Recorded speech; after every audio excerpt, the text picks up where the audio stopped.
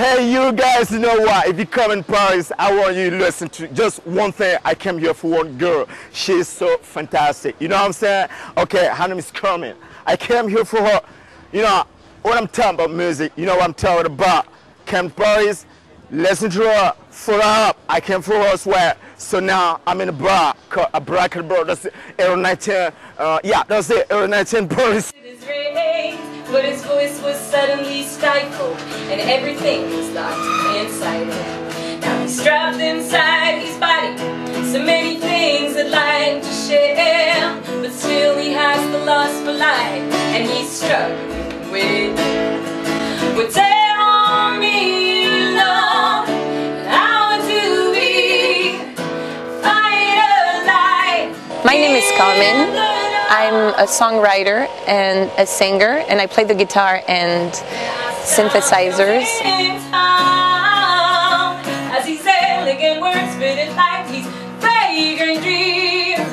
I write songs. Most of the time they come out of experiences in life, most of the time, but sometimes they come from dreams, and I have a very vivid dream. It's so vivid that when I wake up I have to write it down, and sometimes I have like a melody or something and I try to find what to do with that. So I write it down, I take the guitar, I take the piano, whatever, and I start writing the song. I start writing the chorus, I start writing the verses.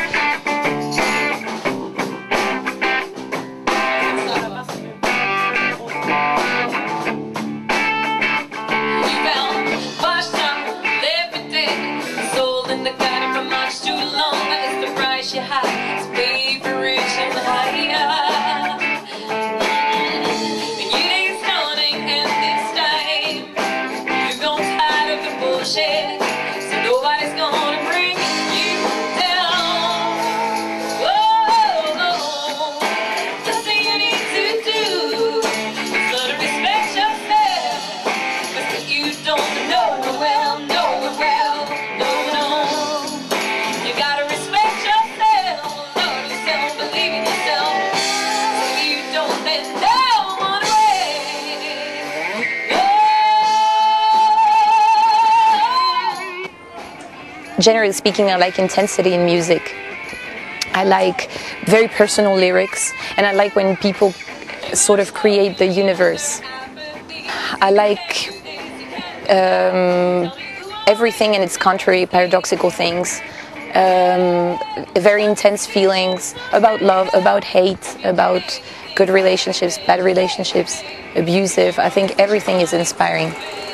And if someone listens to one of my songs or comes to a show and says it was very inspiring for me, or there's something that I can relate to in that song or that lyric or whatever, for me it's like, it's really, really, really important, and I feel like I've managed to do something.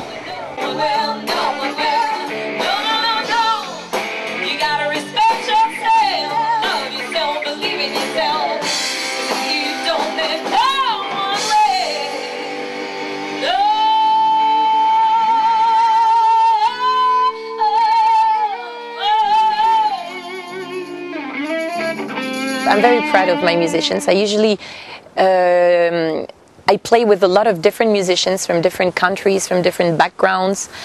Of course, they have to have like a rock background, rock, hard rock, metal.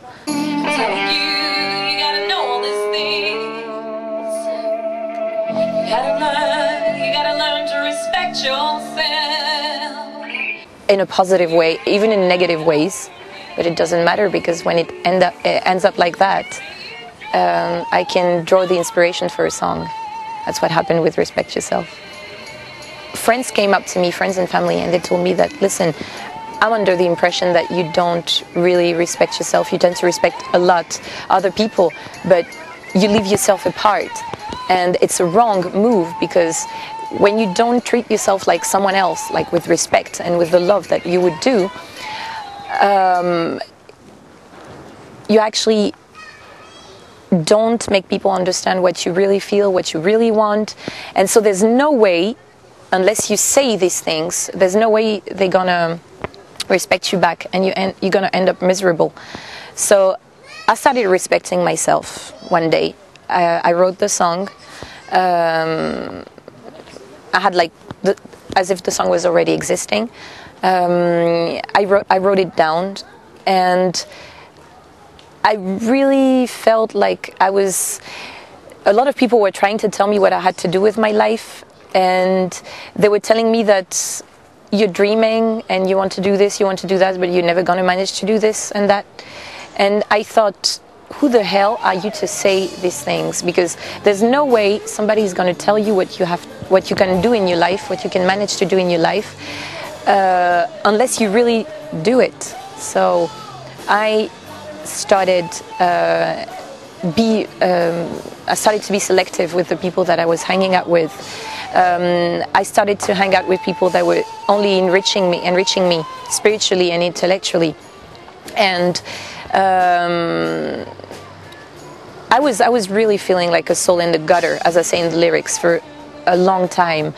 There was a point when I was feeling like really miserable, and I felt like nobody was understanding me, but it's because I was not even listening to myself. So I started listening to myself, and I started to respect myself and love myself.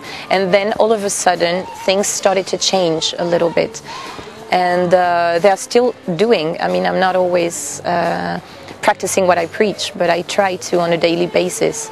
Most of the times they come from personal experiences or from dreams. I get that a lot. And I see a dream like something really so intense that I wake up and I have to write it down. And I usually try to take lessons from what I see in my dreams. And that's how I wrote the song Angel Eyes.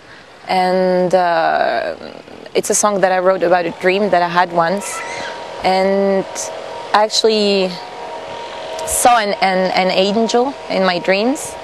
And it was like a beautiful love story, and it was so vivid that I felt like I had to write it down. And when I wrote it down, I had like immediately the song straight away, and the melody, the lyrics, everything. It was like it was already there. And I recorded the song and started playing it. And a little while after I wrote the song, what I saw in my dreams actually happened. So I guess that's when life imitates art.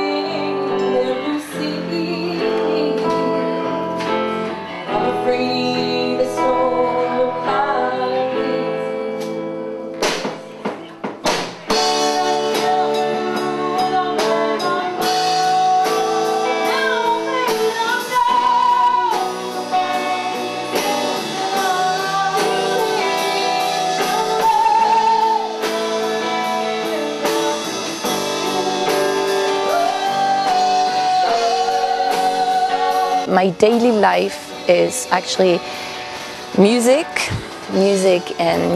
yeah, and poems, and books, and movies, but most of the times music. I always have something to do with music. I listen to a lot of bands, musicians from every possible country. Of course, I'm a lot into rock music and heavy metal music because it's my favorite. I also draw a lot of inspiration from opera and orchestral music. I love artists. I'm very drawn to artists that manage to create a universe, a world of their own. And I like it when it's quite dark, actually. My dream is actually to keep writing and playing music, God willing, of course.